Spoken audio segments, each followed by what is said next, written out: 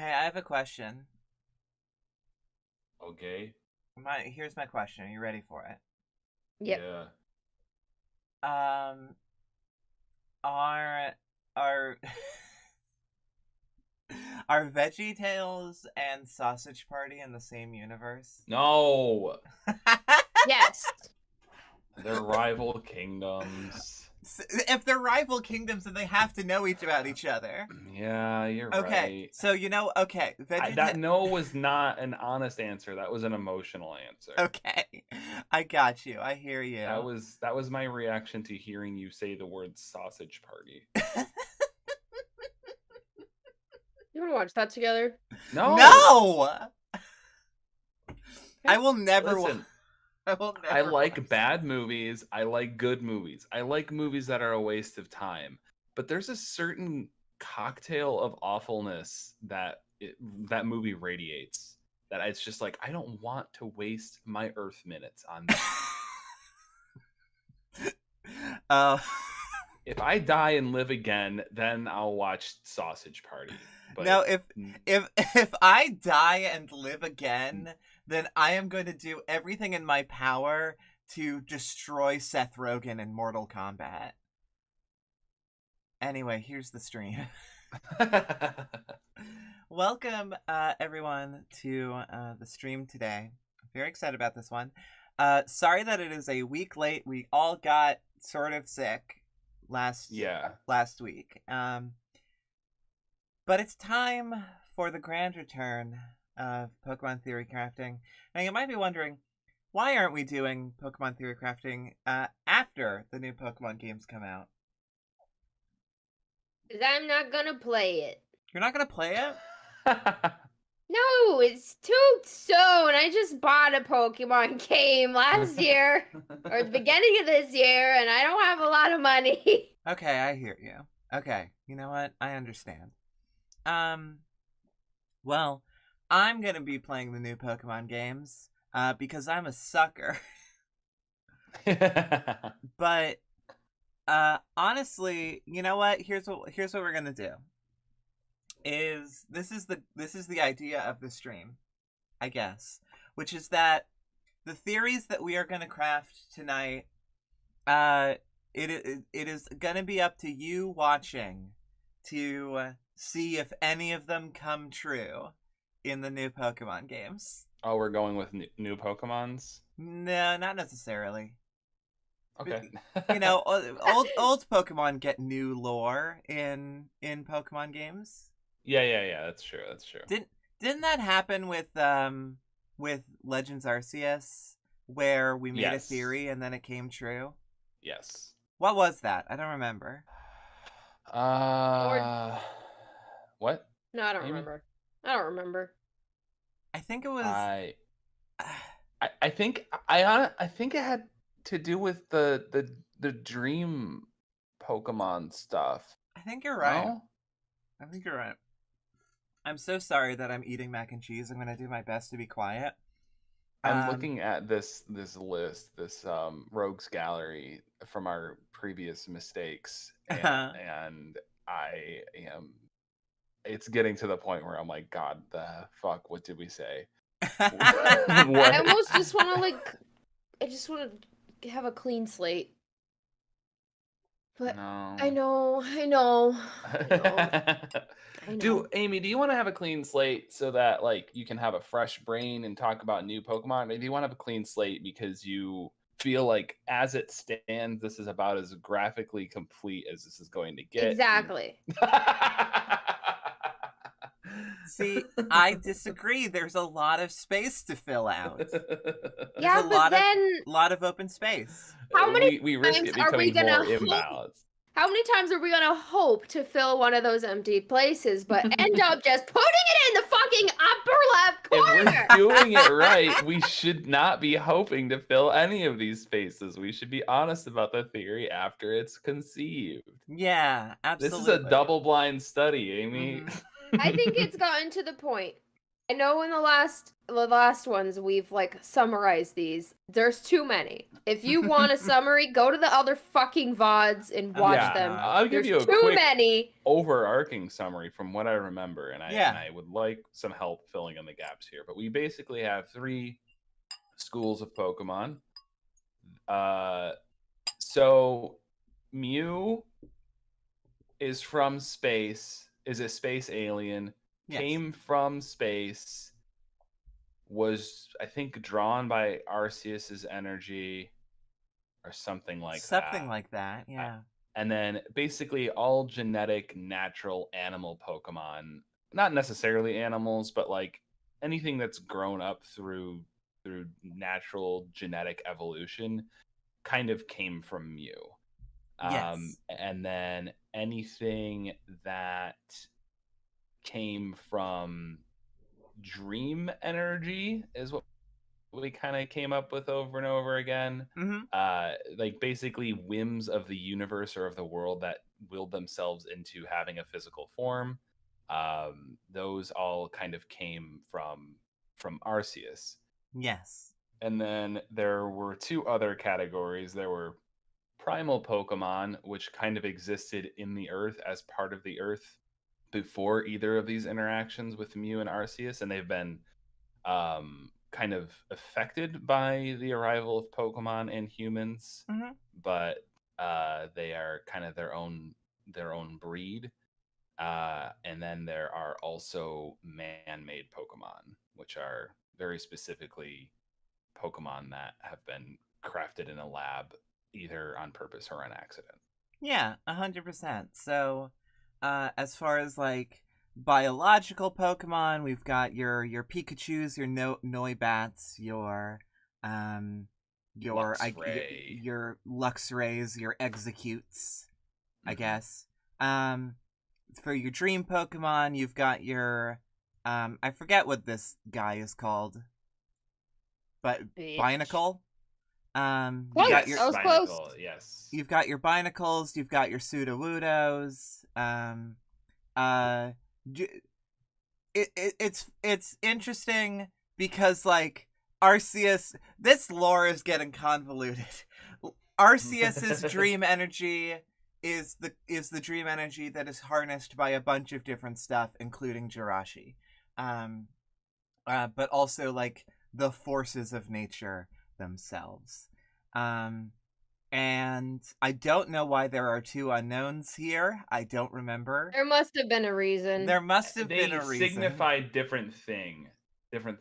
Like one of the L. Oh, the L, I think, is the theory that Pokemon are made of light. Right. Yes. Yes. Like they're like light. Oh, that was what was I think confirmed by Arceus Legends. Yeah, kind of. Yeah. Pokemon are made of light and data. Yes. M, I do not know. I don't know what the M. I don't remember what the M stands for. Monkey. Monkey. It stands for a monkey goes there. Stands for that's Pokemon. Mokemon. Mokepon. Okay. So and then you've got your primal Pokemon, which are like Klefki, Registeel was kind of, or Regigigas was kind of like the catalyst. Arbiter. Yeah. He's the guy that goes. Yeah. Good news, I wasn't here for the last one, so I have no idea. Well, welcome to this mess. Hey, mentally I wasn't either, so I'm in the same mode as you. Wow. Okay. All right. But yeah. So, like, basically, like, we're the basic idea here is that we are, creating like overlapping, origins for different Pokemon, where they come from, what their deal is, what they do. The legendary Pokemon, basically like are, a lot of them end up being like catalysts for the like different kinds of ways that Pokemon can be created. Now, I have a question. Yes.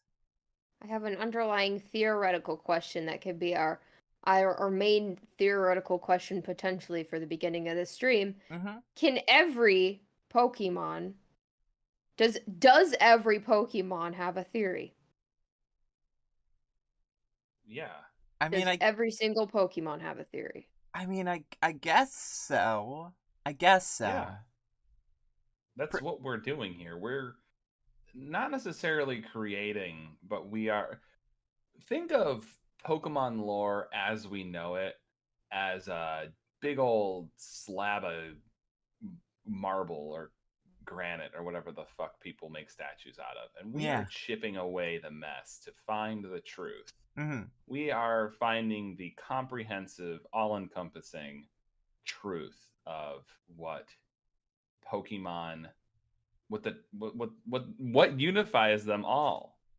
Yes. And they all have their own little stories that fit in the world, but yeah, like we might not be able to come up with an interesting theory for all of them, but they all have their own truths. Yeah. For So sure. yeah, Pokemon, like, we are the sculptors. The lore is the marble, and Pokemon as an entity is our muse. Yes. Pokemon. We are the sculptors. All right, you know what? Enough fucking Pokemon lore as we know it is the brick, is the chunk, and Pokemon lore as is the actual truth is the statue that lives within the brick. Okay. Even though some of these theories have been kind of understood to be horseshit, it's still true. It's still true. Something can be true without it being canon. Our Honestly, version. I'm a little disappointed that there's only 4 in the square. Oh wait, never mind. That's in the not so. Never mind. I'm looking at the squares. There's a lot more on the side of. Hey, my name's Amy. And all I give a shit about is how the graph looks. Let's fix the graph. Can we get a lame ass Pokemon? Yeah, again, the coolness of the Pokemon is never what we rank. It's the coolness of the theory. I mean, you're right, but I feel like starting off with a lame Pokemon might lead us into a lame theory. No, you're right. Like that has been a useful starting point. I think we should start with Sienna's picking a Pokemon. Yeah, Sienna, tell us about a dog. Yeah, give us a funny dog for our amusement and yours. For our amusement, for your amusement, help us help you. Scratch our backs, we scratch yours, because here's the thing, because also, like, this tier list, this is the 2021 tier list. This tier list is already out of date, Oh no. But we're just sticking with it, and if we talk about a Pokemon that is outside of the scope of this, then I'm just going to add it in OBS. Oddish. Oddish. We can do Oddish. We can do Oddish for sure. I love Oddish. Can we... There. I love Oddish. Oddish is such a good little friend. Good guy. I feel like Oddish is really sort of like the platonic ideal of a grass-type Pokemon. Mm-hmm.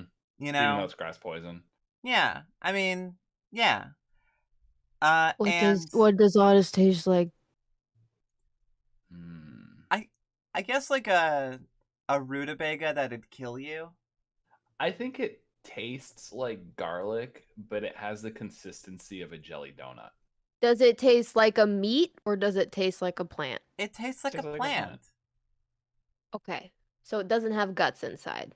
I don't think so. Well, I think it's a jelly donut.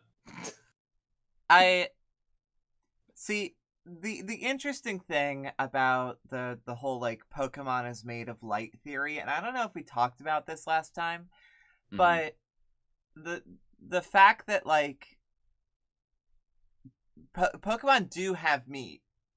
Yeah, they do. Like you can cut up a Pokemon and eat it. Yeah.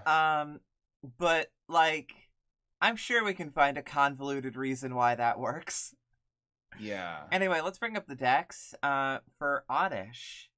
Oddish, just such a delightful little friend. I love that one of the leaves is just slightly like bent back, like when you get like one of those dogs that has like a permanently bent ear. Yeah. So cute.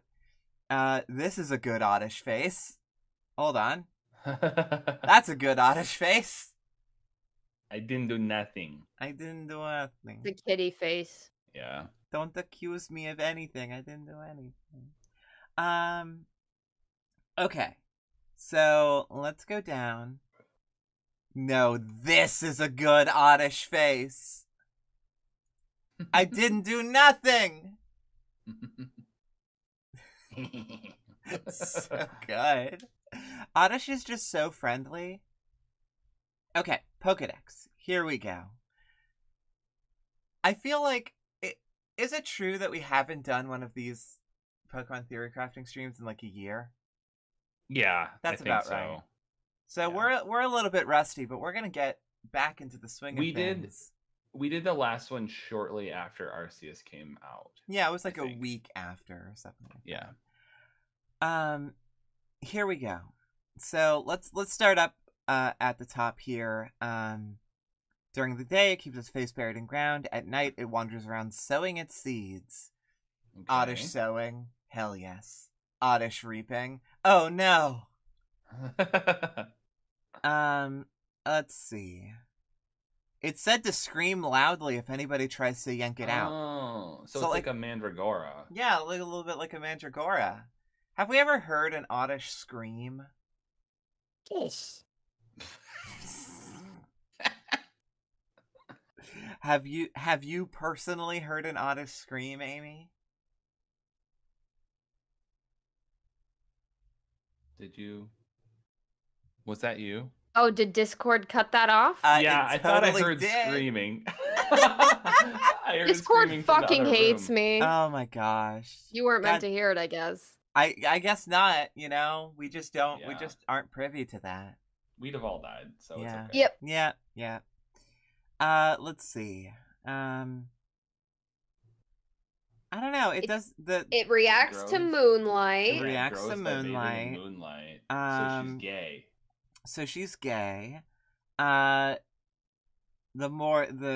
It likes dirt, so that's good to know. Mm-hmm.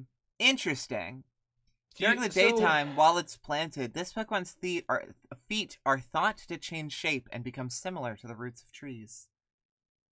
It's hard to get out of the floor. Yeah. So this is interesting. I feel like this could be a physical evolution Mew Pokemon, or it could be a primal Pokemon. Yeah, it could be.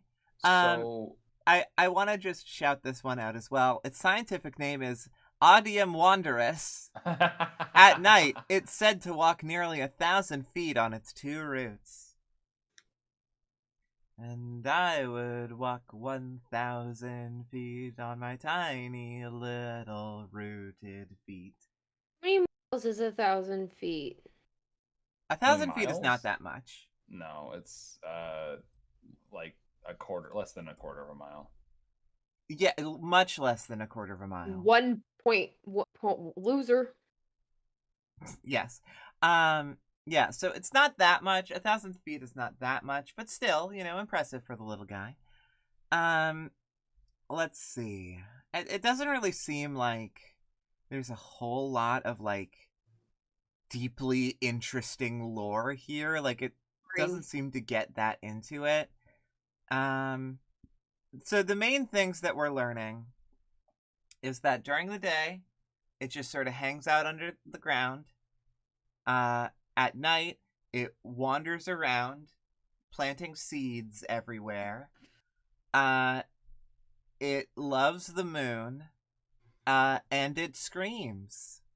Could you imagine the fucking folklore, though, of, Yeah, I was just about to say, that's definitely like a spooky story of a folktale of hearing screaming in the woods at night or whatever. Don't go Oh, in the woods sure. at night. Children who go in the woods at night are never heard from it again, and then you hear screaming or whatever. Yeah. Why do Do we want to? exclude child kidnapping to just ghost type Pokemon? Any Pokemon is capable of it. Yeah, absolutely.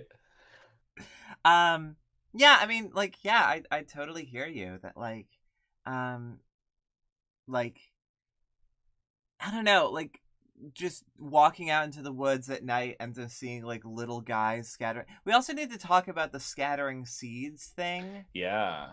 So like each one of these seeds will grow into an oddish, presumably. Well, yeah, yeah.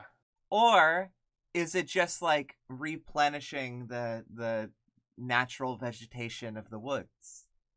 Yeah, maybe it's not its own Does it say seed. scatters seeds or scatters its seeds? It says its seeds. Then I think that's Oh. more oddishes. I guess But like the question is then, wouldn't there be that's like a fuck ton of oddishes all over the place? There yeah. are. I was gonna say like that means one of two things. Either oddish has a very short life cycle, Oh yeah, maybe. and there's just always new oddishes, It's like or flies. we have already accepted the fact that the dex is not always right about everything. So Sure. Well, you also have to keep in mind that most seeds of a plant don't succeed in taking yeah, root and exactly. growing. Yeah. Yeah, fair enough. I do like the idea that oddishes just have a really short lifespan, because like Mhm. let's take a quick look at Gloom for a second. Yeah. Because I feel like that will Love her. and we don't. I love Gloom. I don't think we need to go all the way Mhm. up to Vileplume for this one, but Mhm. but I do think that like we can get a little bit of extra information here. Okay. So the fluid that oozes from its mouth isn't drool. It's a nectar that's used to attract prey. Hi, Boxster. Smells incredibly Hello. foul. However, around 1 out of 1,000 people enjoy sniffing its nose-bending stink. Are you that 1 of 1,000? Do you Yes, enjoy sir. the stink? I love this stink. The horrible smelling pistil of this flower stinks over a mile away. Unwittingly inhaled, it can cause fainting. That is true. This is interesting for the folklore aspect. I really want to see a meme that is like, 1 in 3 people enjoy Gloom stink. Well, I don't enjoy Gloom stink. I don't either. Turns to camera. Okay. So the drool is like a honey or a syrup. It stinks, it stinks, it stinks. What else we got? What else says we got? what- The it other says- important. One whiff of the honey can result in memory loss. Oh wow. Oh. Okay. I also So I think fucking important to oddish, and I think the reason that you moved to Gloom in the first place is the fact that its hair, its leaves are decaying already. Yes. That as well. I also want to say I love this. In Pokemon Stadium, it says the horrible smelling pistil of this flower stink over a mile away, and then in Fire Red, it clarifies not only just over a mile away, a specific distance of 1.25 miles. They learned. Maybe that includes the radius of how far they walk at night. Yeah, but then in later Pokedex entries, it goes back to more than a mile. They're like, but then in Sword, it's back to 1.25 miles. Again, these are like, they're not all written by the same person. We have different regional dex submission experts, and some of them are lazier than others. How did they figure this out? It's like, okay, all right, so we put this Gloom here, and the Gloom stays there, and then we are gonna walk. We're gonna keep walking until we stop smelling it. Like, did they reach a border where it's like, no, Now I can't smell it anymore. Yeah, and No? that's Okay, why it's walk- different because they have different reactive noses. So like some people they walk further away, but the stink is just stuck in there. So they Yeah, get further sure. away before realizing it doesn't smell bad anymore. Yeah, no, I It's totally get bad that. science. Bad science. But yeah, I mean, it doesn't really feel like the Oddish line has gotten a lot of like expanded lore throughout the years. But I think something that we can sort of like, something I'm kind of surprised by is that it doesn't really say anything about like the evolution process from an Oddish to a Gloom. Mm. But I think something that like we can probably assume is that Oddishes are significantly more common than Glooms. Yes, absolutely. I Yeah. think that most Oddishes don't make it to the Gloom life. Yeah. And further up to the Vile Plume. Yeah, and I feel like, you know, Vile Plumes probably mostly only happen in a like with the assistance of a trainer. Yeah, I think that wild Vile Plumes are very rare and very rare. yeah. Because they've got to basically accidentally find a leaf stone. Yeah. Like where do they even get those? What's the last one? I just want to take a peek, see at the last evolution. Oh, you wanna look at Vileplume really quick? Yeah. I mean, we could also look at Blossom, but that feels like a little bit of a. Is Blossom also part of Oddish? Yeah, Blossom is a alternate evolution. Oh, really? Yeah. Is it like a friendship thing? How do you turn into Blossom? It's a sunstone rather than a leaf stone. Yeah. Yeah, we can take a quick look here. Flaps its broad flower petals to scatter its poisonous pollen. The flapping sound is very loud. Flap, flap, flap. Flap, flap, flap. The petals are the largest in the world. As it walks, it scatters an extremely allergenic pollen. I don't buy this largest in the world when you got shit like Tropius and Tortuga or whatever the fuck walking around. Yeah. I mean, let's compare measurements here. So Meganium. Yeah, so I mean, Vileplume is 3 feet 11 inches, 1.2 meters. Which, you know, like, I think we can, let's just be generous here and say like average of like 4 foot radius on the petals. Okay, yeah. Right? Because like the petals are wider than it is tall. Yeah. So if we look at like a Tropius, for example,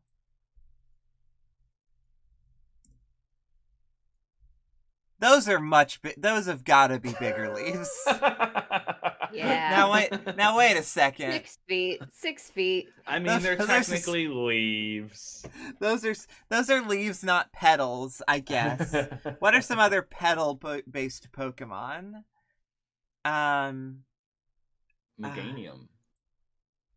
Yeah, Meganium, I guess. Yeah, like we're doing some real science here. As my computer struggles to load the grass type Pokemon page. Thank you. Meganium, those don't seem that big. But let's see. Other petals. Cherim has petals. Cherim's tiny. Cherim's a baby. Serena arguably has petals. Would you call those? Because Bounsweet, those are definitely petals. And then they just turn into hair. Like, at what point does it stop being petals? You know what I mean? Okay. Oh, there you go, Venusaur. Venusaur. If we're counting Gigantamax Venusaur, then obviously, but I don't think that's fair. Let's see. Who else has got petals? Wait, there's a guy back up there that had this oh, that's a mushroom. That's sorry. a mushroom. Let's see. secondary grass type Pokemon Voltorb? Yeah, Hisui and Voltorb. Oh, gotcha. It's made of Yeah. wood. Okay. Meganium is 5'11", but those petals they are not that big, all things considered. Like, the Yeah. majority of the height comes from the neck, and the petals are about as tall here in this perspective as the body is. I would say that Vileplume's petals are bigger than Meganium's. Vileplume's petals are bigger. Cherim is only 1'8", so we're gonna tiny. You're Serena, 3'11". Tiny. But the petals are not longer. Petals are not longer than the body. Yeah. Venusaur is whoa, big guy. Big at 7. Gigantamax Venusaur is too big. It's too big. Gigantamax Venusaur is way too big. We're not counting Gigantamax Venusaur, but just like a regular Venusaur at 6 feet. I mean, 6 feet tall. He's bigger. Venusaur is kind of like has like a square sort of in terms of like proportions, like slightly more wide than tall. But those petals, I mean, I think we can assume that they are about like a 5 to 6 foot radius all around, which would seem to me to be larger petals than Vileplume. So that's all I'm saying. Anyway, back to Oddish. Yeah. Anyway. Hello? Man, my internet is not behaving today. Hello. Sorry, my internet cut out for just a second. What did you say? I said I have a theory, but I need to see Blossom to complete my theory. Oh my god, we're spending so much time. We love Oddish. What do you need? I just need to see if there's anything about her from turning about Oddish. Well, let's see. Blossom gathers at times and appears to dance. Said the dance is a ritual to summon the sun. Blossom grows flowers more beautifully if it evolves from a smelly gloom. The stinkier, the better. Interesting. Okay, so Blossom doesn't evolve from Oddish, it evolves from Gloom. Yeah, that's true. Yeah, 100%. Okay, I thought it was from Oddish. Okay. I think that Vileplume and Blossom both make sense as possible final stages for if you're a goth girl in high school. Okay, Yeah, that is for part sure. of my theory. What my theory is Oddish itself, I think, is a just a fucking earth Pokemon or whatever. Sure. But all evolutions of Oddish are dream Pokemon of basically being accepted by humanity, because Oddish is a weed and weeds are hated by humanity. And once Oddish is accepted and loved by somebody, then it is finally able to evolve and turn into something else, essentially. Because otherwise it doesn't turn into anything else. I mean, it turns into Gloom pretty naturally. Yeah, I would say like through Oddish and Gloom are kind of on the same path for this. Yeah, so I do Gloom, like that. Yeah, I like but that. Like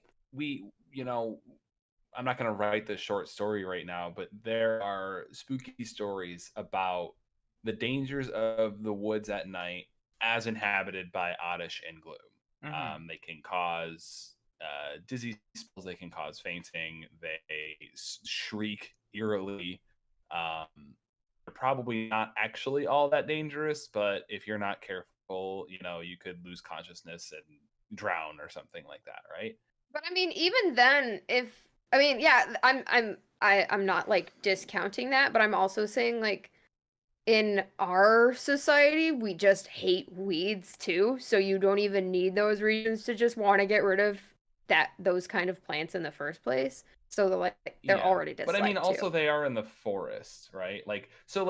Yes, in once they encroach onto farmlands or whatever, I see why they would be seen mostly as a weed as they get out of here. And it took that person, that 1 in 1,000 person who's like, actually, this gloom stink, pretty choice, to get Yeah. closer and start learning more about them. Yeah, and I like that. I wanna sort of like take Amy's theory and sort of augment it, if that's okay. Mm.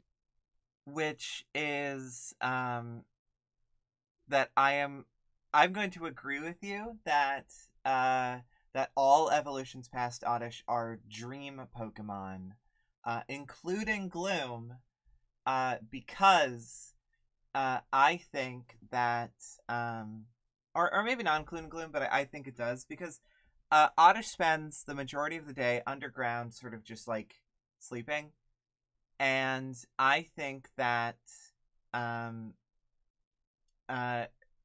Oddish is basically like dreaming about being like just as stinky as possible. And the amount of ridiculous like levels of stink are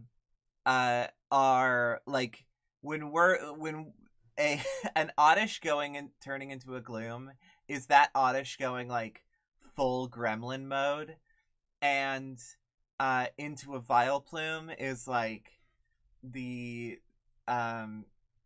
is it's just like, how super powered stink can I go? You know what I mean? I feel like I'm saying nonsense right now. I feel like Oddish and Gloom are natural, and I feel Okay. like even Vileplumes like can be natural, but are very, very rare. There are like 2 forests known in the world where there have been Vileplume sightings. But it wasn't until somebody had that interest in the line and was able to withstand the stink and get closer and learn more about them that they understood how to like evolve Vileplumes at a more rapid pace, I guess. Okay, so And then from there move on to using sunstones and crafting blossoms. And I Okay. think that both of those types of creatures mimicking personalities is worthwhile. Okay, so I think that you're right. Like the beginning of the line is all about being stinky, but then something happens. I feel like we are very much on the like not so cool side of the theory end here, but I feel like we're edging too close to canon. So so I want to edge a little closer to absolute horseshit to fill out this bottom area a little bit more. Okay. And here's where I'm going to go with it. Because at night Oddishes are just constantly spreading their seeds just everywhere, and I think that Oddishes connect their roots together during the daytime, and there are, thousands and thousands of Oddishes out there, all connected, dreaming of creating the biggest stink cloud ever, and their collective goal is to stink up the earth.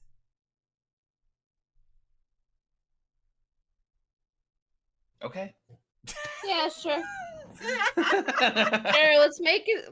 Let's add some. That's the voice of Why the somebody who's fuck been not? talking about Oddish for too long. I feel like we've been talking about Oddish for maybe a little too long.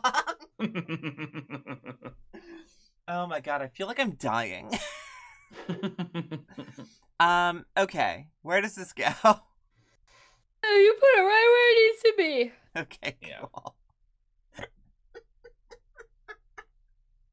Let's get another Pokemon. Let's get another Pokemon. Let's get another Pokemon. Are you asking chat? Or are you asking us? I don't know. It's just chat. I want to hear from chat. Oh my god. I really want to let you know. Oh my god. What? I'm sorry. I just looked at Pikachu and Mimikyu and I remembered the rat. The rat, yeah. Yes. Love the rat. Oh my god. Rat is the best theory that we've had so far. I think the best theory we've had so far is Noikor. Noikor is good. That's good. That's Yeah. good. Here's the thing. I wanna hear a new Pokemon, and you know what? It can be one of ours. It can be one of ours. Yeah. You have one, Joe? If you don't, I have one. Okay, let's hear yours. Lugia! Lugia. Okay. Gotta get our where? Where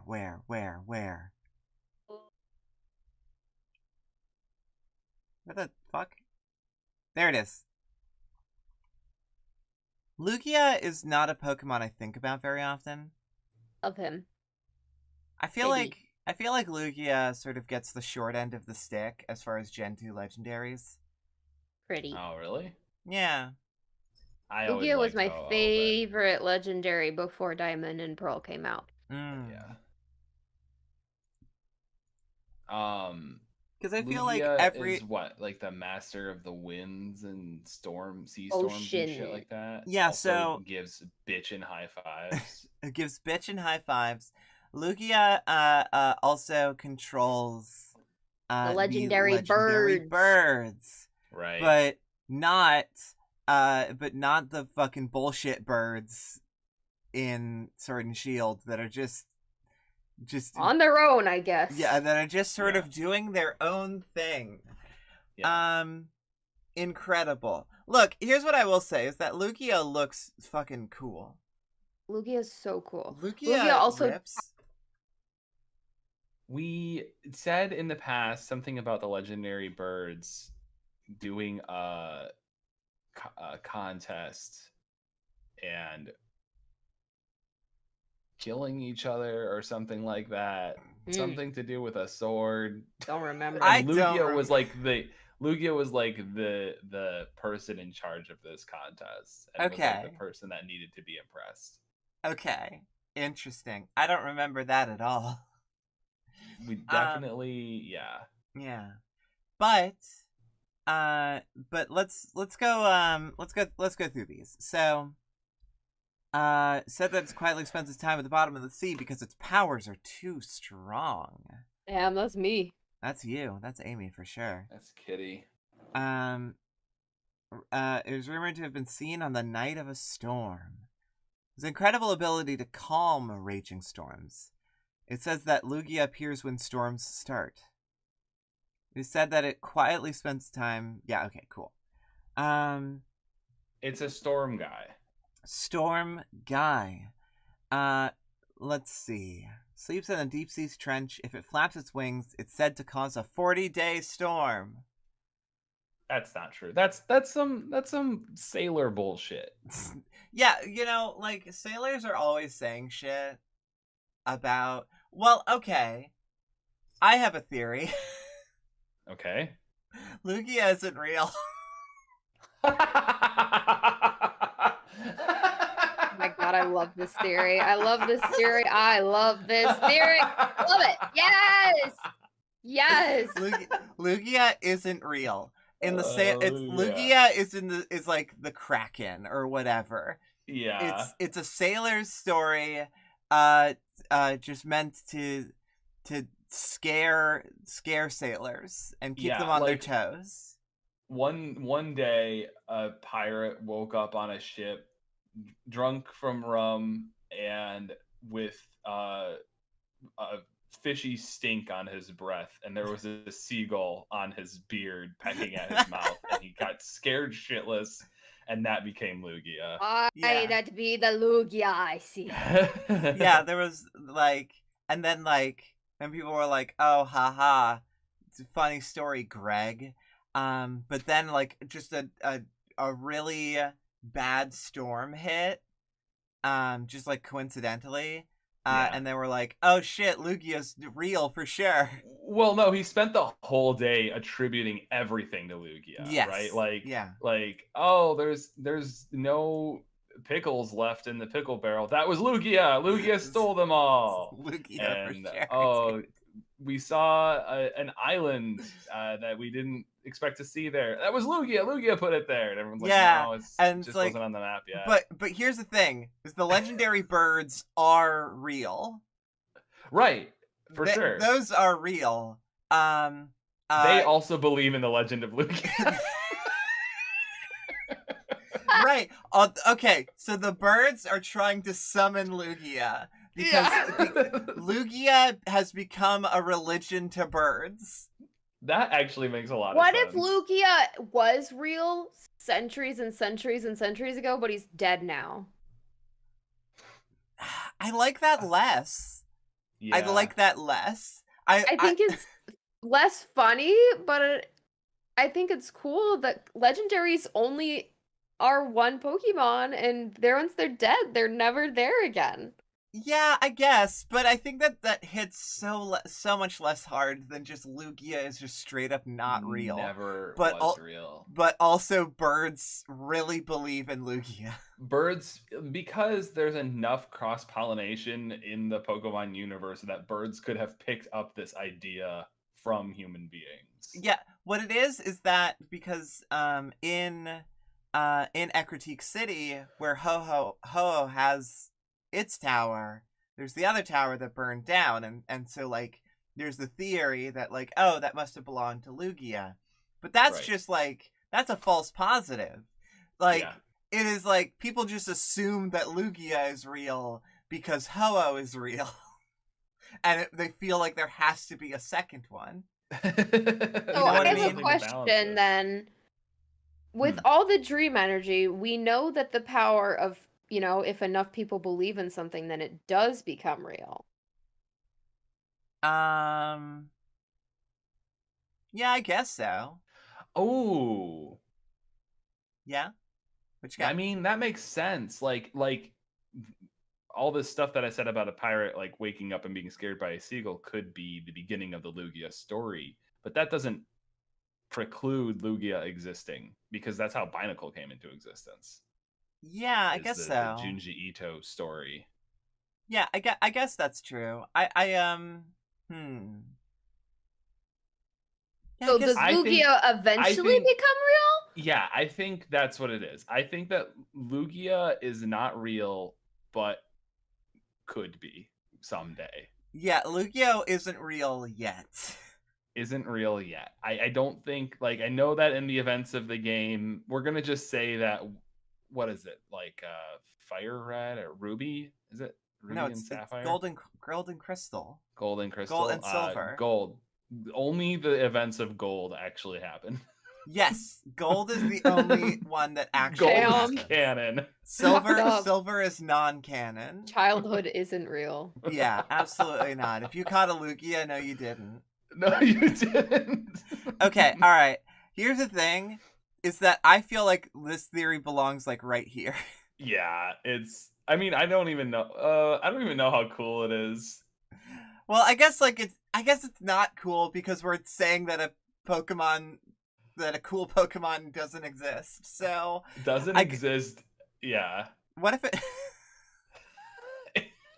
I don't know. What do you think, Amy? What do you think? I think it's pretty cool. Oh, you think it's pretty cool? You think this is a cool theory? I think it's between. Yeah, I think it's there. Okay. I'm alright with that. Yeah. This is my new favorite theory we've ever done. Yeah, I really like this. This is really good. That was a stroke of genius. Oh my god! Thank you. What's up, baby? I made something. Oh, what'd you make? But you guys can pick the next Pokemon before, because I'm saving the image. Okay. What's something interesting that we haven't done yet? I want to talk. Here's what I'm gonna do. So I'm just gonna scroll down the page real fast and then just stop at a random time without looking. Okay. Someone in this screen.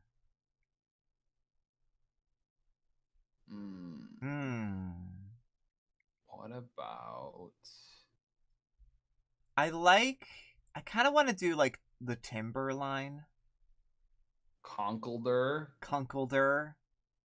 They are interesting because they're wielding man-made elements. Yeah. And they are also men. They are also just sort of men, you know? So If we're gonna use one of these, I want to use Girder. The middle one? Yeah. Okay. Well, Girder will be our catalyst for this theory. Yeah. Okay. This actually, it's reminiscent of Klefki. It's possible that this Pokemon existed and didn't become, Timber, Girder, and Conkeldurr until interacting with people.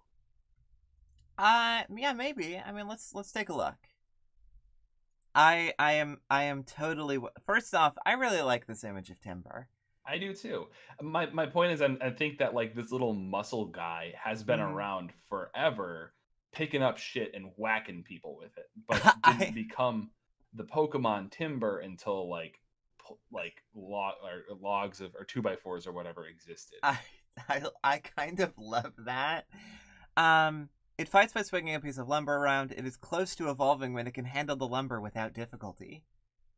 So it has to get strong. Yeah. This is like, did you ever play Disco Elysium? Yeah. I haven't beaten it the yet, but... impulse of just like strength or like physique. Yeah, I think is what it is in that game. This is that.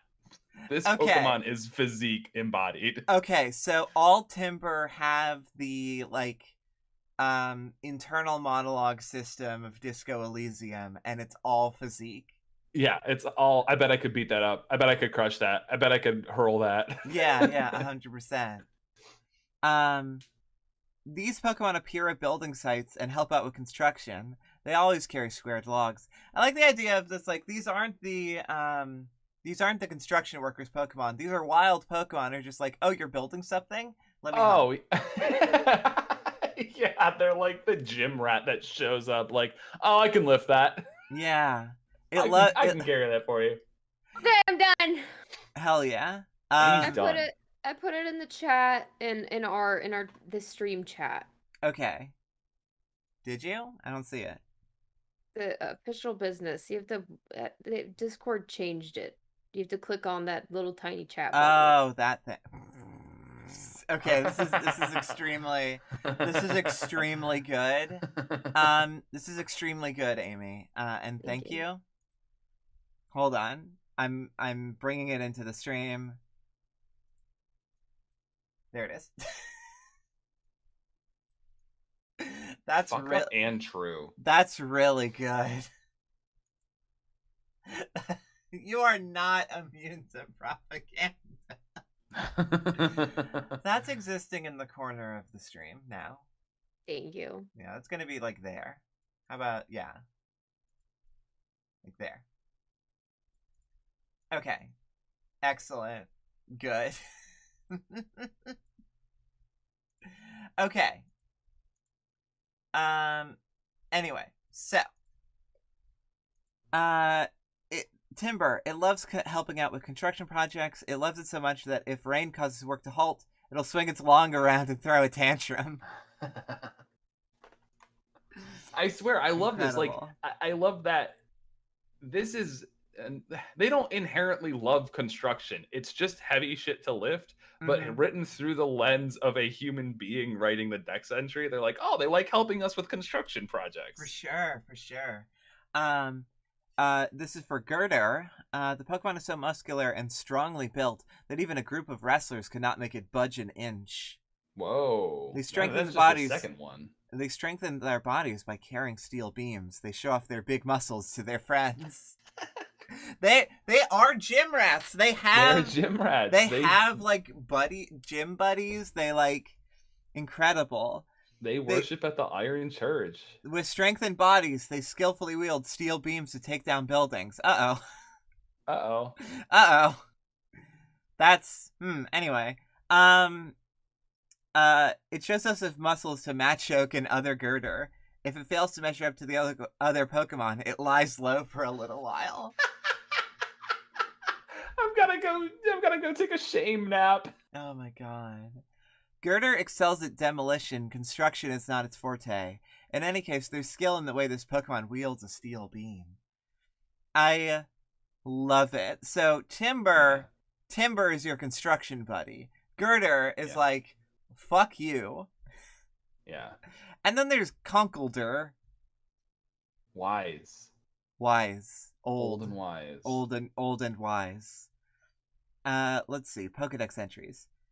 It's thought that Conkeldurr taught humans how to make concrete more than 2,000 years ago. Oh my gosh. Yes. Interesting. They use concrete pillars as walking canes. They know moves that enable them to swing the pillars freely in battle.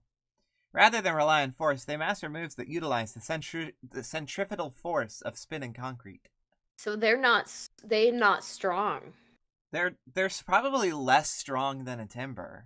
Yeah, they master moves that so they're more skillful and Concrete mixed by Conkeldurr is more durable than normal concrete, even when the compositions of the two materials are the same. It's pee. They pee in the concrete. They use their pee. They pee in the concrete. They pee in the concrete. They pee in the concrete. No!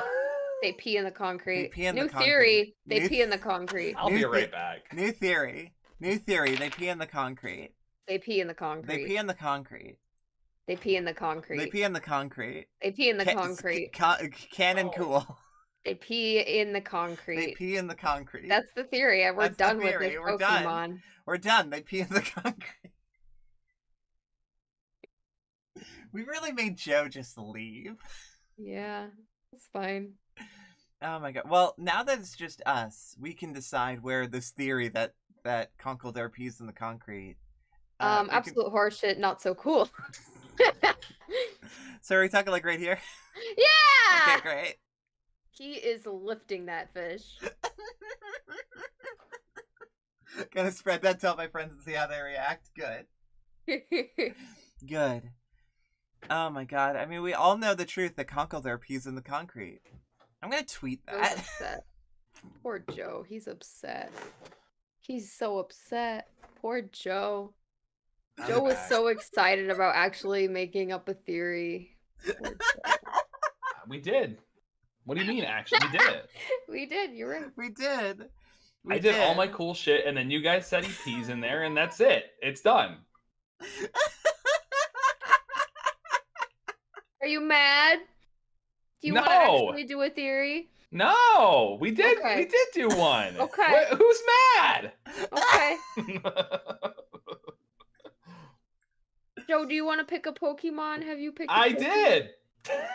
Oh no, I didn't. No, you didn't. You did not. You distinctly. I liked your method though, Jupiter. Can you yeah, for sure, for sure. I've just got to really quickly, check how to spell Conkeldurr because I'm tweeting out the truth that Conkeldurr pees in the concrete. I really hate to do this, but it's definitely not that far to the right.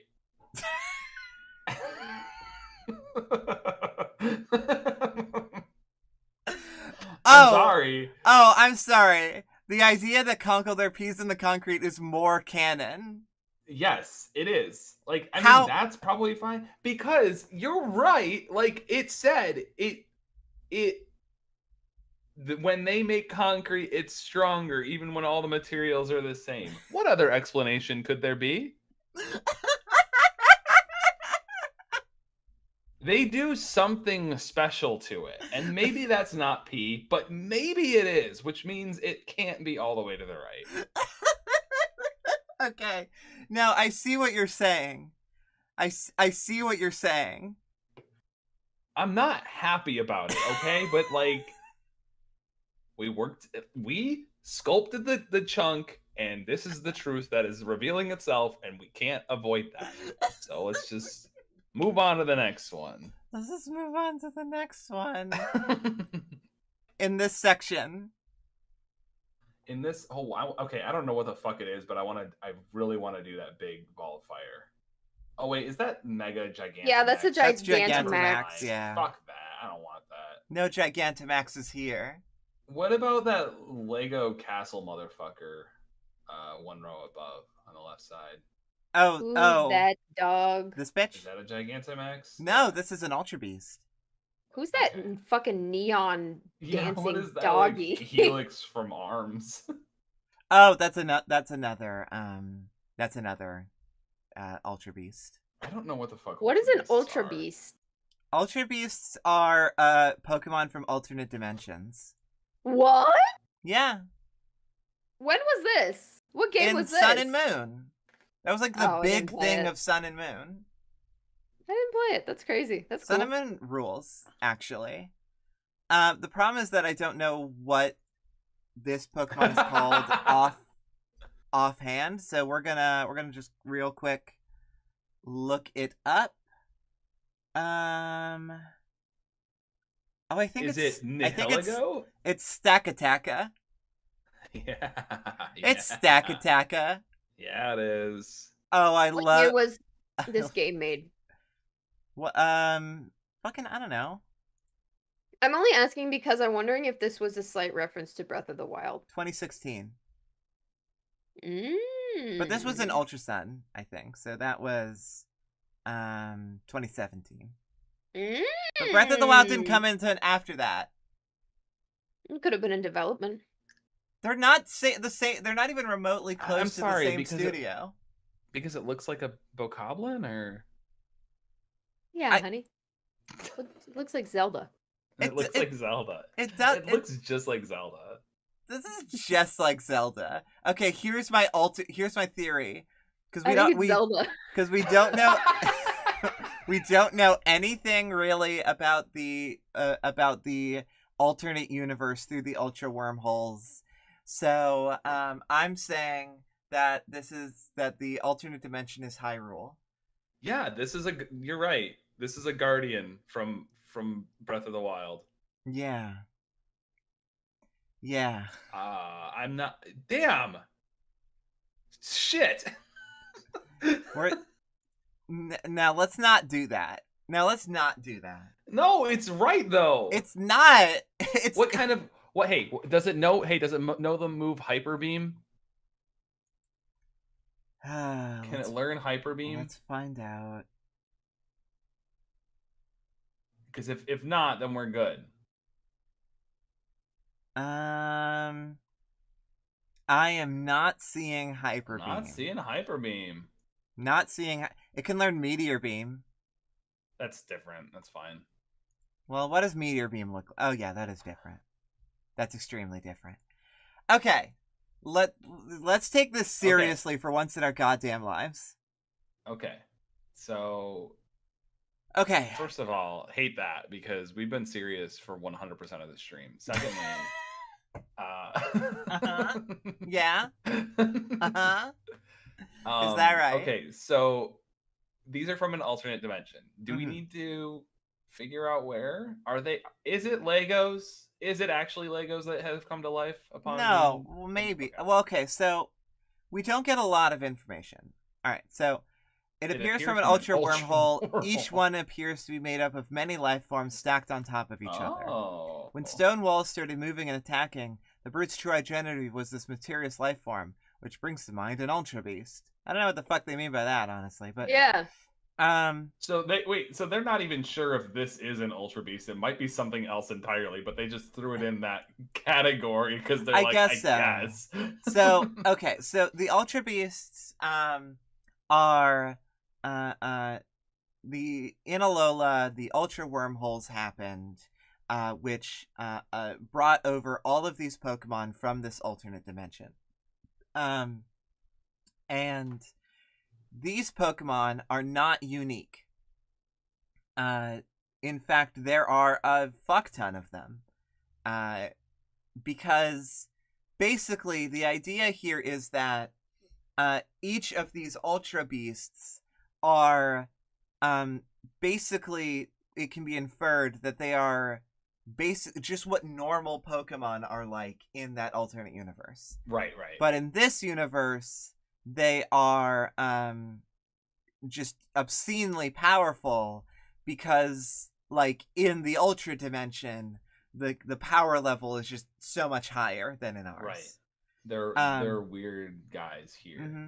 They're normal there. it's even there's Poipole, this little guy. Oh, it's Poiple. Oh. Yeah. So Poipole. That's just what color it is. Yeah. This Pokemon is implied to be basically just like a starter Pokemon in the alternate universe. Oh god. Cute. Okay. I love that.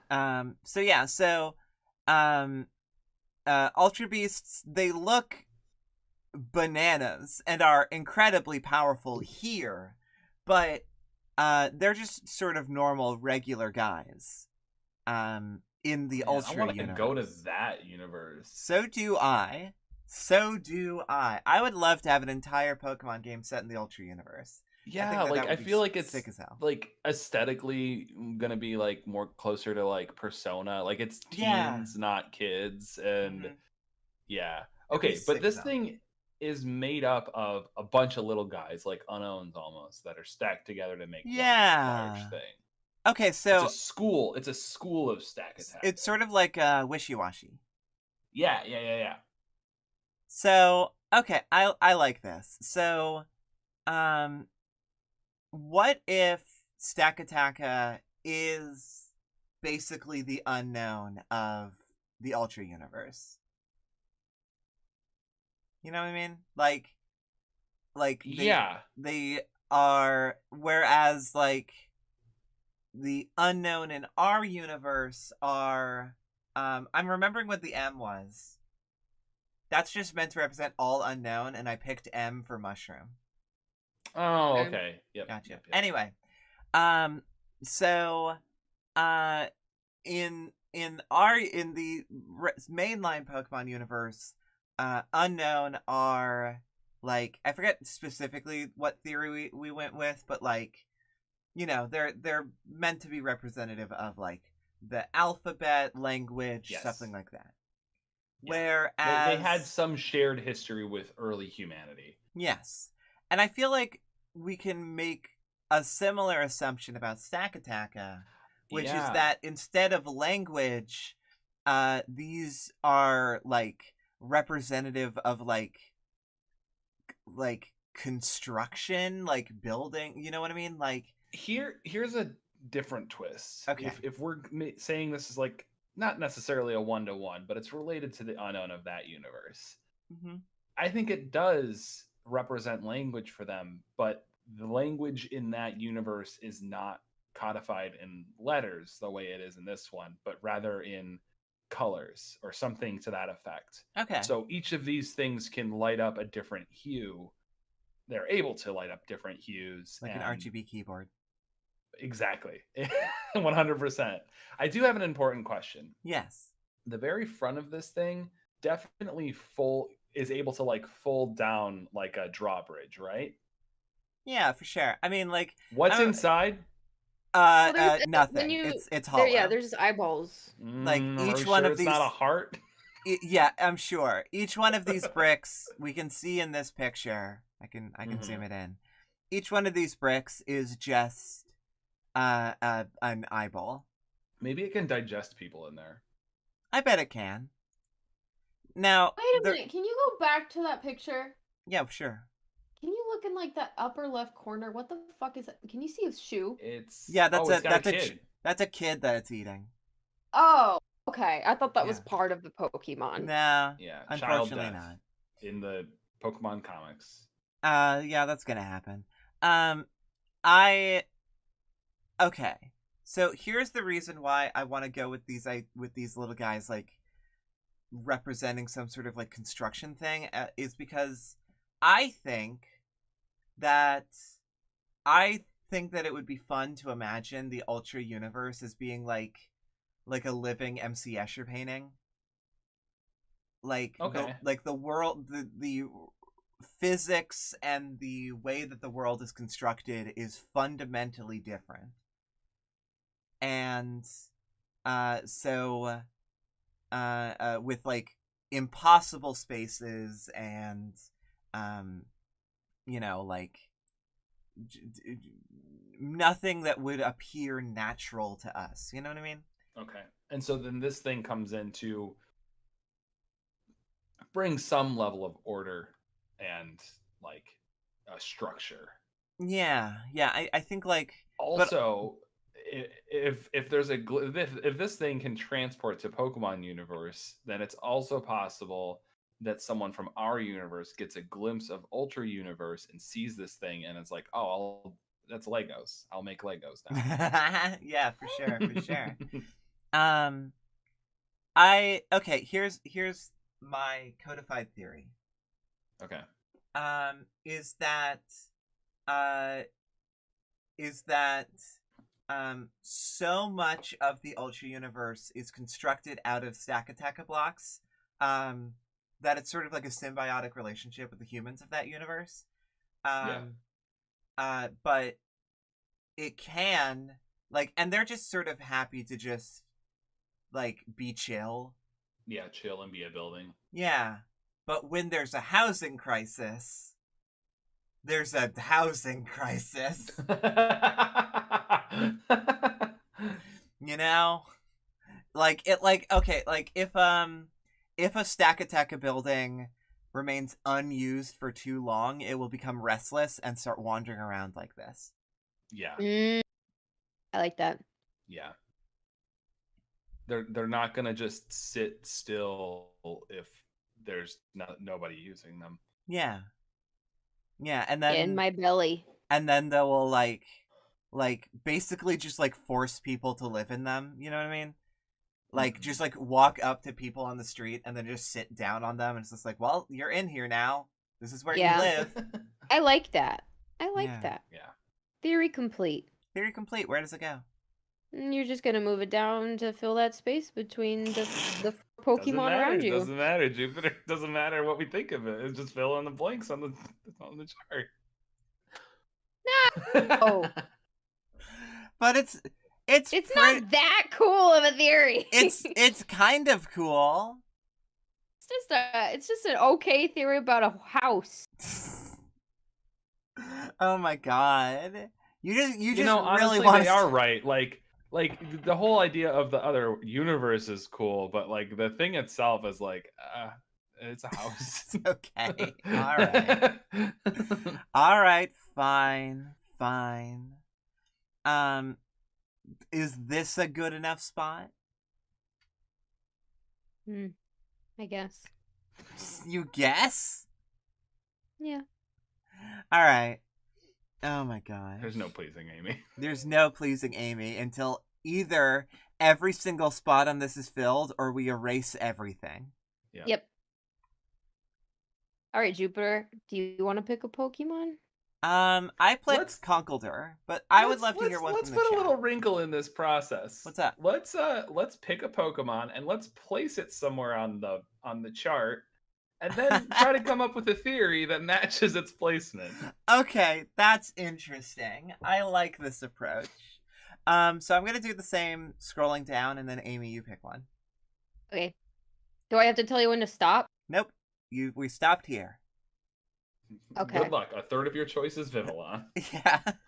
Yeah, a lot of Vivillons, a lot of Flabébés.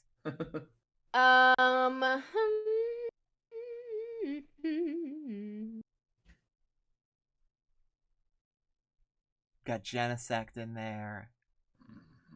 We got the Gen 6 starters. We got the weird Greninja that's combined with Ash. What the fuck? Wait, what? Yeah, so in the Gen 6 anime, Greninja and Ash sort of fused together. And it's called Ash Greninja. And then it got added into the actual game as an alternate form for basically no reason. Okay. It truly does not matter. It's just a skin. Pretty much. Okay. Yeah. So you can catch a literal boy. Well, not necessarily. Like it basically like you only got it from playing the special demo version of the game. Okay. And I think I picked Senimoto, my apparently. boy. Which one do you pick? I want my unicorn. What? Oh. Oh yeah. Yes. Oh yes. Do you want do you want Oh. The small or do you older want one. Okay. Rainbow Dash. I truly where'd it go? Where did it go? Where'd Is it she on go? the left, underneath the goal lurk. No? Dead. Where'd it go? Where'd she go? Wait a Hello? Oh wait, no, there it is. There it is. There it is. Okay. Okay, we got it. We got it. Nobody worries. Okay, so we're picking a place for it. Yes. Go ahead, Amy. Where's it go? It's going in the place that is the empty space circle under Froggy On the left? on Under the left. Krogunk? Yeah, a little bit to the right. To the right. A little bit to the left. Amy. In the middle of the circle. Right in the middle. There That's we where go. I put it. That's where I put it initially. Okay. Okay. All right. So we need something that's mostly canon and not that cool. Like Mostly a little canon. bit less than neutral cool. yeah. Something first off, this Pokemon's name is that doesn't tell me. Doggy. What I'm forgetting this Pokemon's name. I don't offhand. know, but it looks cool.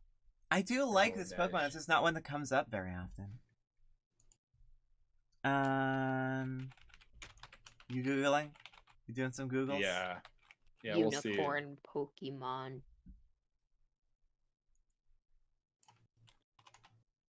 Isn't it like I am. Oh, in the Hold in up. Gen 6 there was Kaleido- like the horse trio, and I think it's like meant to be the baby of that group. Keldeo.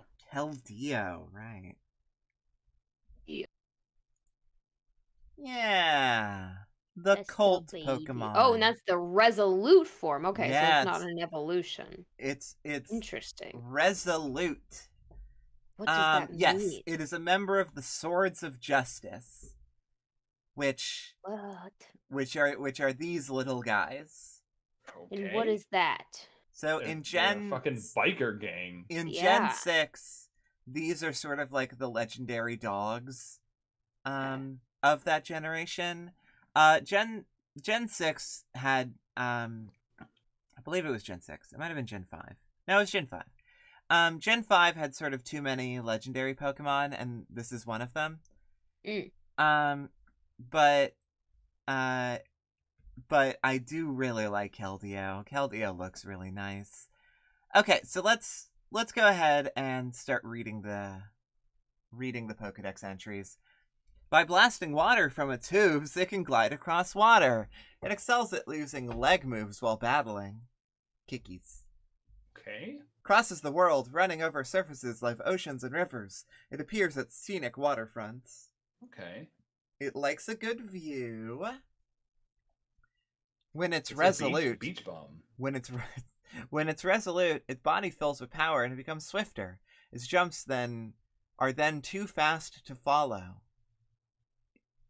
Okay, and then the X and Y, Omega Ruby Alpha Sapphire, just sort of the same, but go down to Sword and Shield, the ordinary form.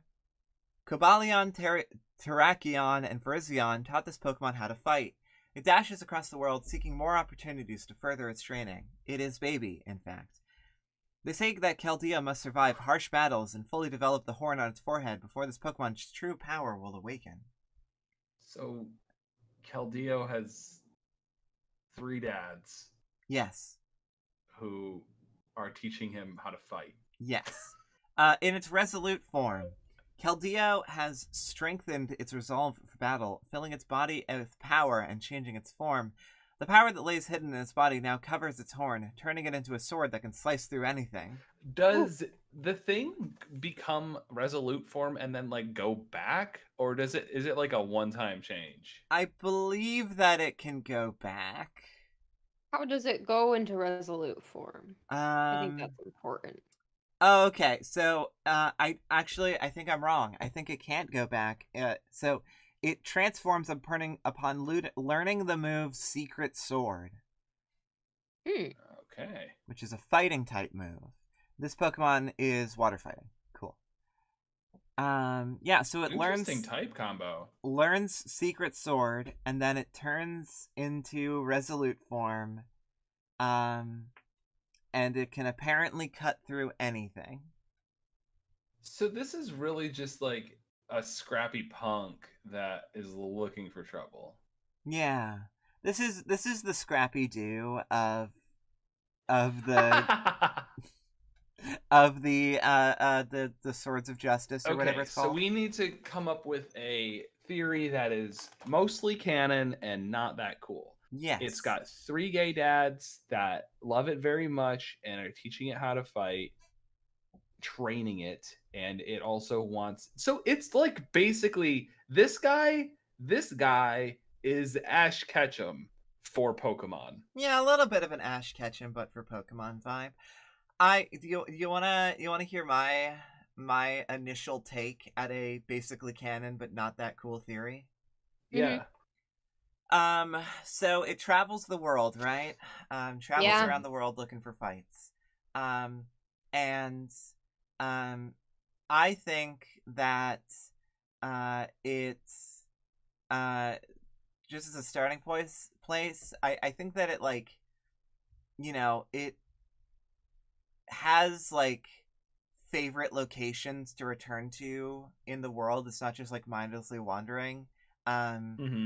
Because there are like specific berries that grow in specific places that it just really likes, and so it wants to go back to those places.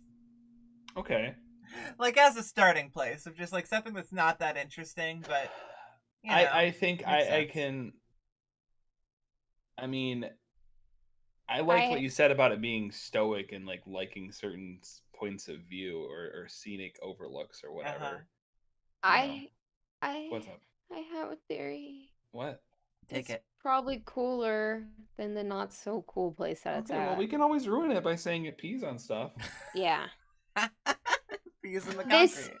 this is a mortal turned to mortal legendary. This was not a legendary. The big guys saw this Pokemon that was probably a Ponyta or something and turned it into a legendary. Okay. Yeah. Okay. So this was just like a normal horse. Okay, wait, no, Yeah. I've got an idea. Okay. This was either a Ponyta or a Mudbray. What's a mud? Oh, the donkey. Little donkey. I think it's a Ponyta. I think it's a Ponyta that, and then they just switched it from fire to water. Yeah, so I think like the legendaries, all of them are some idea kind of taken to an extreme. Whereas this thing is kind of normal. Like it's kind of really strikingly like almost boring. Like it just wants to prove itself. Much like Ash Ketchum. Like the thing about Ash and the reason he's a good protagonist is because he just wants to get out there and make his mark and prove himself. Okay. And so like he's this legendary Pokemon became legendary because he was so regular. I like that idea. I also so it it likes going to those scenic waterfront views, right? So the internal like thing about this Pokemon is that it is trying to become stronger. It is constantly looking for training. But I think from an outside perspective, um, it just becomes like a like a sort of thing where just like humans at these like tourist places that it likes to go are just like, oh, it's that cute horse again.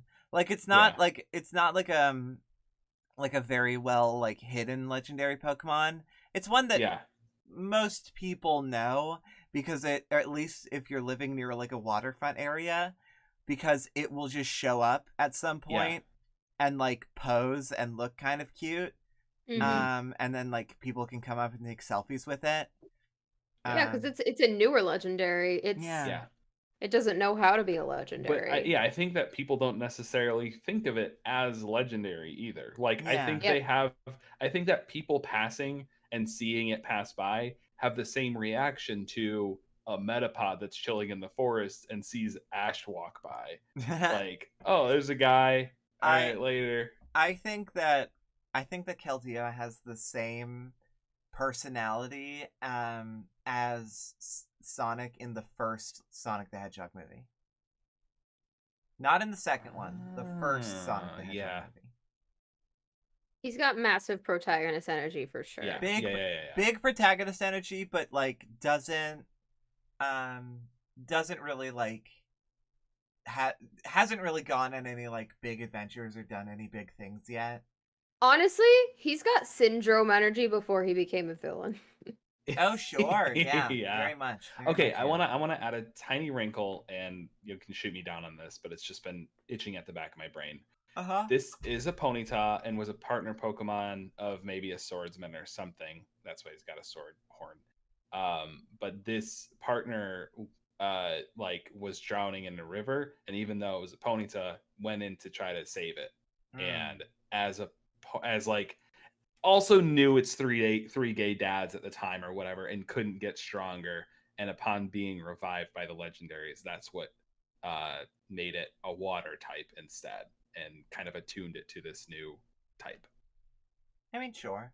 I like it. It is too cool for you think where that's it's cool? I think that's like very normal. Very normal to have a tragic backstory. Yeah, exactly. I think I wanna uncoolify it. Okay. It pees. It's no, not this time. I mean, it does pee, but that's it goes to all of its favorite places in the world to pee. Everyone thinks it's for the berries, but it's for the no. angle. I think it's just a regular ass wild Ponyta that accidentally fell in the river, and then the gay dads were like, "Oh, this is cute. All right, let's hold on." No, you're right. Yeah, you little idiot. We'll try and help you out. Oh, and that's what it is. Upon being revived, it convinced itself that it had some grand purpose, which is why it has holds itself in such high regard. Yeah, but nobody else really takes it that seriously. 100%, 100%. That is 100% the vibe. Yeah. Oh my gosh, we got good. We did it. I think that we did it. Okay, where do you think it should go? Well, I think that it should go like right here. Yeah, that looks good to me actually. No, all right. Awesome. So, but hey, you know what? I gotta say, we're already filling this out pretty well. Mm-hmm. You know, like we're getting closer. This is a fun method, I think. Yeah, so let's keep doing that. I'm gonna we got time for one or two more probably. Okay, so which one off of this? Penguin. Okay, let's see. I'm gonna go with. Oh, there's a lot of good choices. There's a lot of good choices. Gen 3 had a lot of good Pokemon. Yeah. I'm gonna go with Exploud, which is a Pokemon that I do not think is appreciated that much. Yeah, I don't like it. I like Exploud a lot. Look at its butt. Yeah, it's got a weird tube butt, and I like that. And I want to put it here. Okay. We got to find a theory that is pretty cool, but, you know, not that canon. It's a Nidoran that eated a bomb.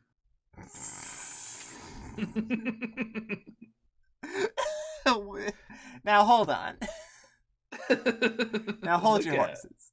He eated a bomb. Can we get an image of just its butt somehow? It's King Dodongo. I'm gonna try to find an image of its butt. Hey Google Exploud ass. I kind of don't want to Google Exploud ass, but I might have to. I'm also gonna get rid of the Pokedex screen on stream because I realized last time we Googled a Pokemon... Go away. Last time we Googled a Pokemon, it kind of went wrong. So, not that I imagine that for Exploud, but it might happen.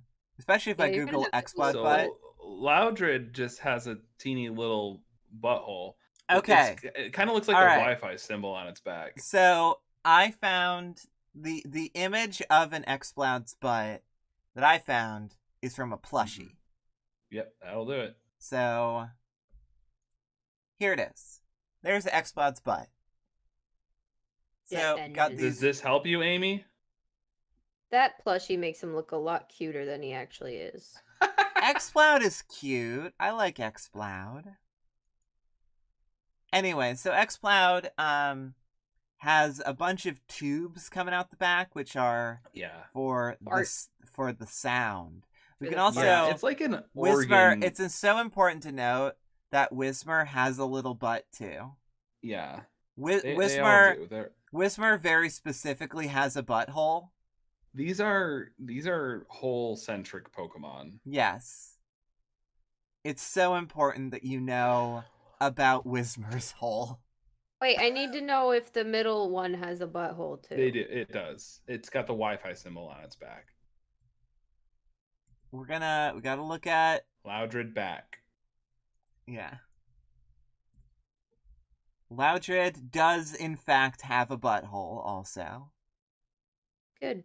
So no worries, everybody. All of these Pokemon have buttholes. Buttholes. And Exploud has 2 or 4.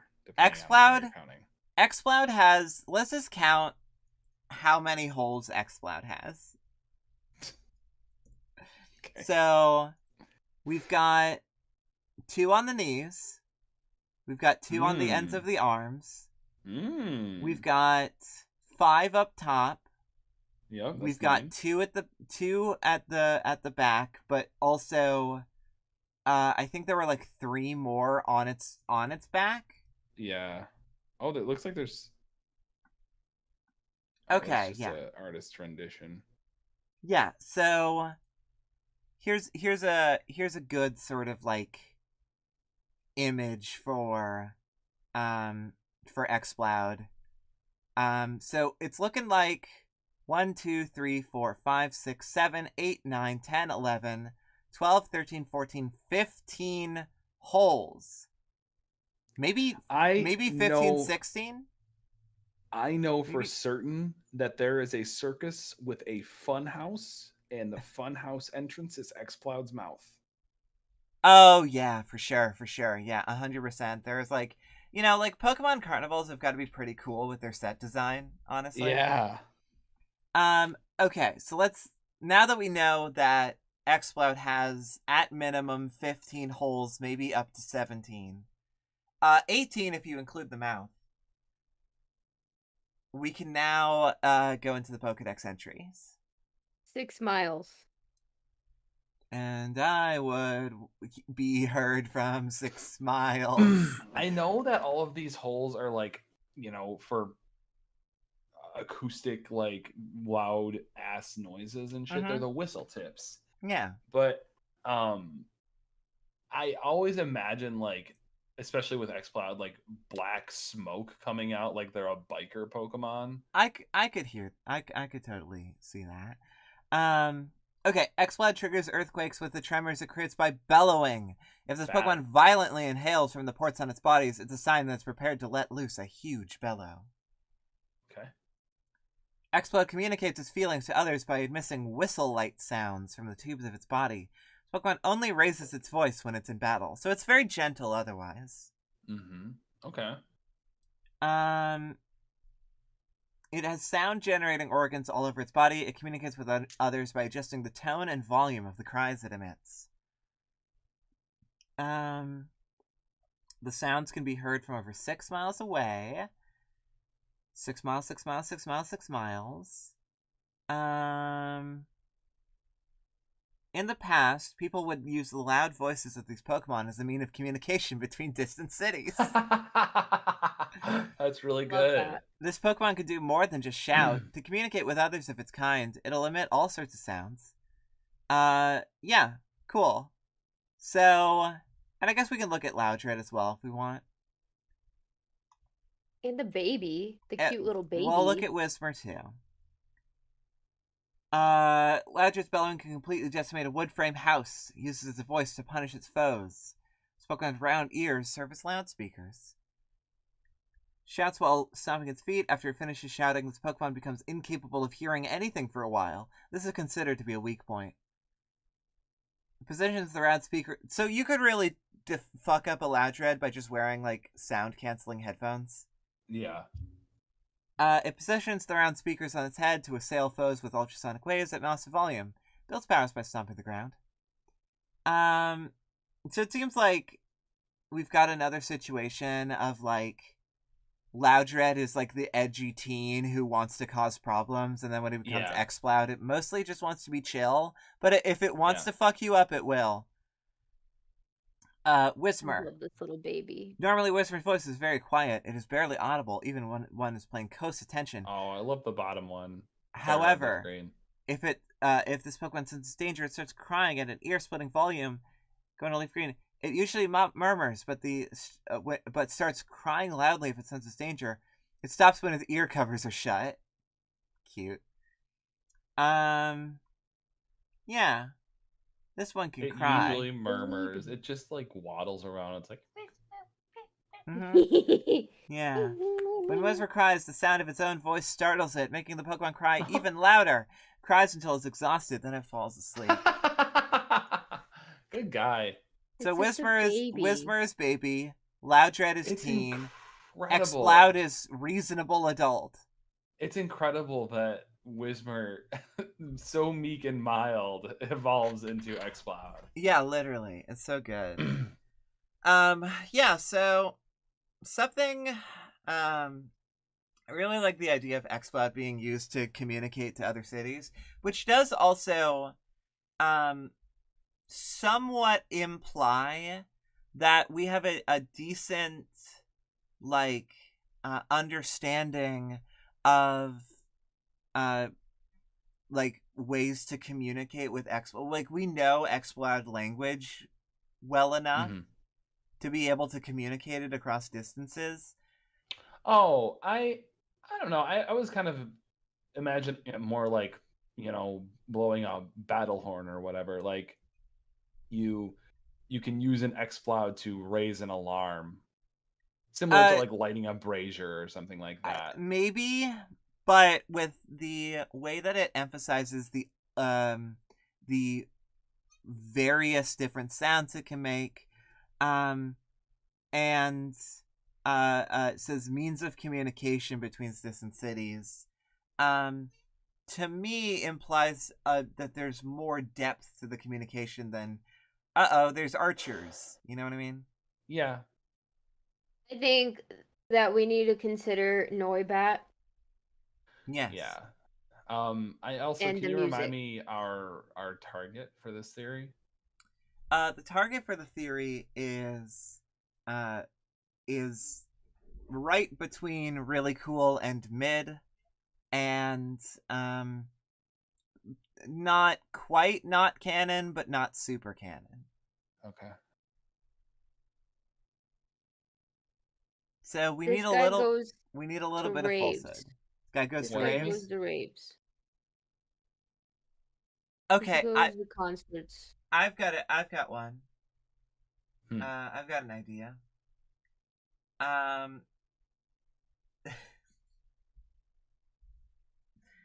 This Pokemon, it communicates through sound so much. It's sort of like a naked mole rat a little bit, where its eyes are not that great. Like, it can see okay, but it's not, like, sight is not its main thing. So it is entirely possible to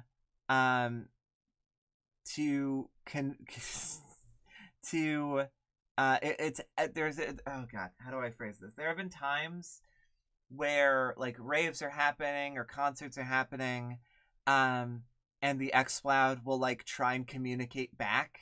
You know what I mean? The sounds of the concert are reminiscent of Exploud communication.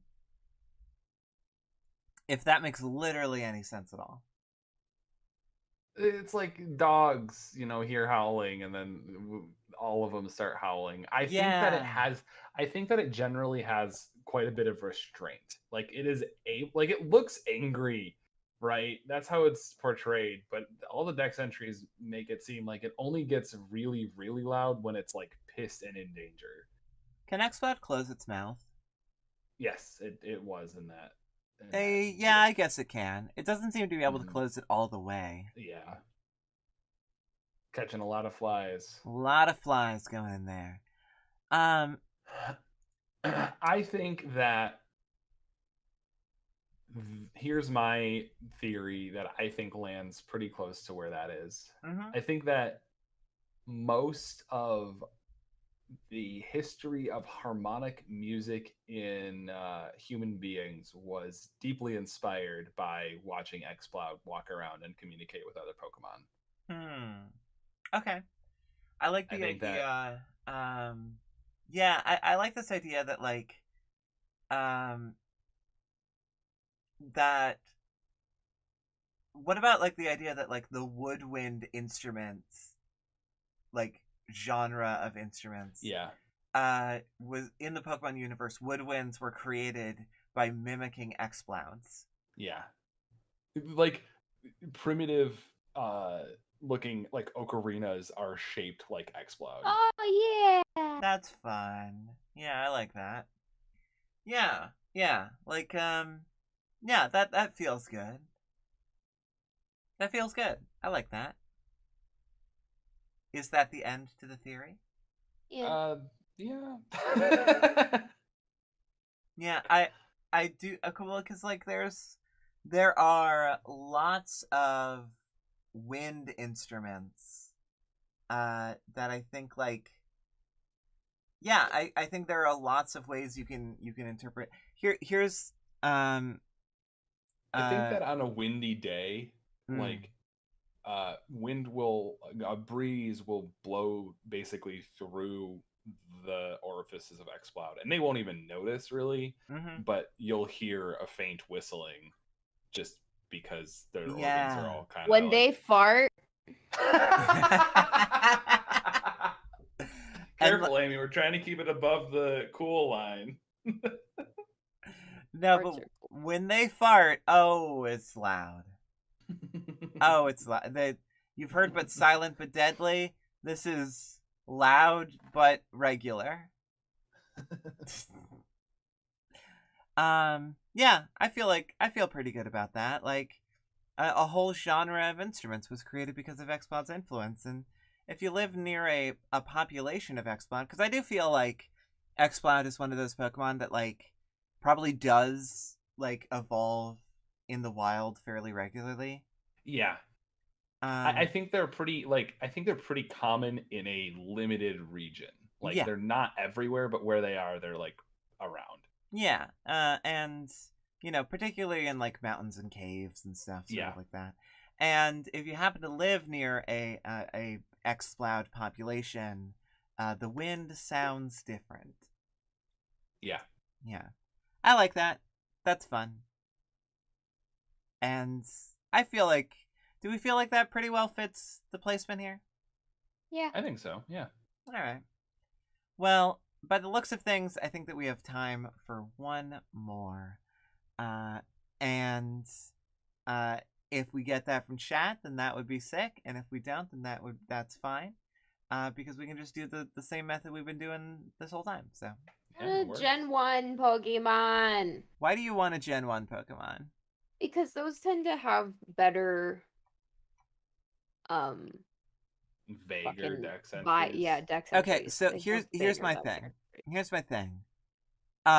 Is I'm good with Gen 1 and I'm also good with Gen 2, and I want to do a ghost type Pokemon because I do not feel like we have adequately explored ghosts. Very much. We did Gengar, but that was just in relation to Clefairy. Doublade. And that bitch and the goth bitch. And the goth bitch is not a ghost type. That's Psychic Dark. Really?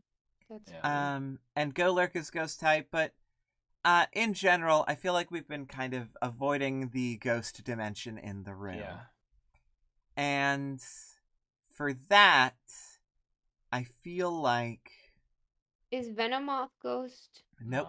No. Of Gen 1, it's just Ghastly, Haunter, and Yeah, Gengar. which is why I want to go with Gen 2, because we've got Mischievous. Is that the only ghost? I think so. They didn't really start really fucking around with ghosts too much until Gen 3. You know, we could go with a I love Banette. her. Banette? I love her. You want to go with Banette? I love her. Yeah. Okay, let's do Banette then. She reminds don't me know of a shit about this scary Pokemon. Yu-Gi-Oh card. Yeah, it does Yeah, look like a Yu-Gi-Oh card. sure. So, Banette. It looks like your final form of the Chow that you unlocked in Sonic Adventure Battle. Yeah. Yeah, so I feel like it has to go here to really even things out. Yeah. Okay. Let's look up Banette.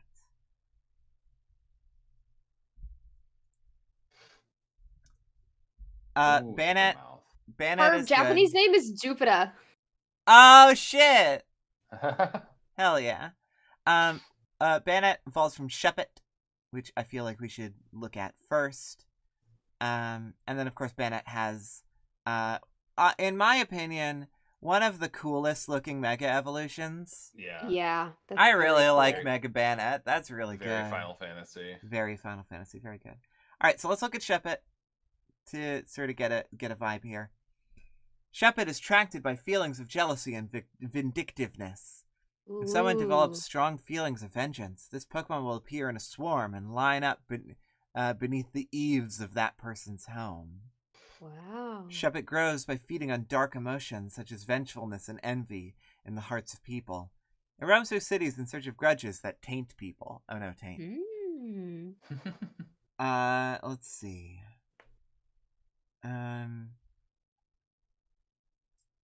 What else we got? Love it. Uses its horn to feed on envy and malice, or so is said. It's very active at night. Grows in dark emotions. Yep, pretty simple. I like this so far because we're not saying that they are born from jealousy, but they feed on it. They feed on it, and Shuppet appears to just be like a house spirit, which is very common in Japanese mythology. And then Banette is interesting because, if I'm remembering correctly, forget everything you know about Shuppet. Let's see. Yeah. Okay. Banette generates energy for laying strong curses by sticking pins into its own body. This Pokemon was originally a pitiful plush doll that was thrown away. So this Banette has a specific origin story where Shuppet does not. But Shuppet evolves into Banette. Weird. Yeah, it's very interesting. Shuppet grows by feeding on negative energy. It is possible that once a Shuppet becomes strong enough, or a school of Shuppets becomes strong enough, they evolve by possessing a thrown away doll. Wait, no. I've got it. I have it. Okay, so Shuppets, swarm around houses with bad energies, vengefulness, grudges, that sort of thing. And if that resentment in the humans living in that house grows strong enough, they will sort of like codify into a doll or some sort of totem or something that lives in the house, feeding on that negative energy. But when that human being gets over their grudge, grows, and becomes a better person, they will discard this thing that represents their malice, and it will wake up and grow into a Banette. So the Banette it has fed off of hate for so long, but now it is starved of that hate because the person who it was attached to grew up and became a better person. I love that. So it's basically a person's no longer, self-hatred or negative feelings. Wanton anger, whatever. Yeah. And like some people do not grow. So Yes. the Shuppets grow and evolve into this totem, this cursed object, which Yes. isn't on the Pokemon evolution train because it's not animated. But it has like a psychic link with the thing. Anybody else looking at it would see like, oh, we're a weird doll in this house. Looks normal though. But Yeah. when the person, something about the nature of the curse allows them to realize that once they've moved on, if they get a chance to grow and move on from this negative emotion, in order to codify that journey, they need to physically let go of this thing that has shown up Yes. someday. Yeah. And it is upon doing that that the Banat becomes into existence. So it's a win-win for the Banat because it either like traps a human being in its own pitiful, like awful emotions, or it becomes Banat, like fully realized. Yeah. I think that like I think that a single Banat is like the evolution of like a group of Shuppets. Yeah. Yeah. Yeah. And yeah. Similar, yeah. And I think that like when it becomes this totem, that is the Banat. It's just like it is already evolved, but it's just sort of like inactive. It's dormant, yeah. Yeah. Yeah. And it then doesn't come to life until it needs more. And then when it wakes up, then it's like, hey, fuck you. But I think that like if you walked into the house of somewhere that has like an inactive Banat and you threw a Pokeball at it, I think it would work. You think? I think it would work. I think it would still be asleep, but I don't think yeah, I don't think it would work. I think it would not work until the curse was broken. I think that what happens to the person? What happens to the person who does not have an opportunity to start like it doesn't solve the problem because they just start attracting more Shuppets. The cycle starts anew. Okay. I love this theory. I'm adding on to the theory that just how you can learn to live with your depression, you can become friends with your Banat. Yeah. But however, so this is I do want to know. Some people throw away their Banat and some people catch it. Yes. Yeah. I want to talk about Mega Banat for a second here. Extraordinary energy amplifies its cursing power to such an extent that it can't help but curse its own trainer. Mega Evolution increases its vindictiveness, and the cursing power that was held back by its zippers comes spilling out. So basically, don't Mega Evolve your Banat. You're gonna regret it. Yeah. I think also that there are trainers out there who there are trainers who seek out Banat specifically. Some of them seek it out because they want that like evil cursed like energy, like they want that powerful evil energy on their side because they are an evil bastard. Or there are the people who try and rehabilitate Banats. Yeah. And the evil fucked up kind are the kind who give into the Mega Evolution and then they themselves become doomed. And then the rehabilitating kind are like, no, it's okay. You just a regular Banat. Here, have a muffin. They're the type of people who buy haunted dolls on eBay and dress them up. Yeah. Yeah. I love this. Do we feel like it fits this spot well? Yes. Amy, are you just saying that because you don't want to move it? Yes. Okay, cool. Joe, what do you think? I think that's appropriate. I think I'm okay with the sort of like X-axis of it, but I think it's slightly cooler. I think it's like there.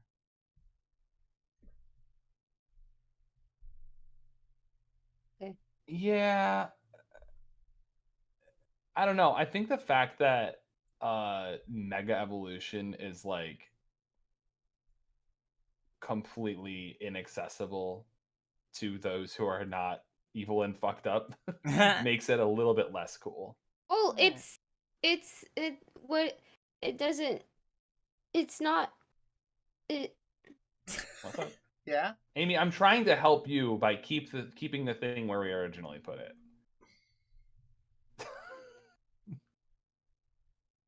What were you trying to say? I don't know. I don't have words anymore. It's okay. It's okay. Hey, stream is over at any rate. Stream is over. Oh my gosh. Well, I want to say that that I think we came up with some really fun ones this time. Yeah. I'm a big fan of the Banat theory. I'm a big fan of the Lugia theory. That's Yes. probably my favorite one. I really like all the ones we came up with this time. Biggest fan of the pea and concrete. Yeah. Conkeldurr, if you watching this can take one thing away from this stream, it's that Conkeldurr It's peas that in the concrete. instruments were invented by Xcloud. Conkeldurr peas in the concrete. It's that Lugia doesn't exist. It's that Conkeldurr It's that Banat is a haunted doll. peas in the concrete. Pea in the concrete. Is that Caldeo is a lame Ponyta that died on accident? Oh my god. Pea in the concrete. Pea in the concrete. Bye. Joe's gonna kill us.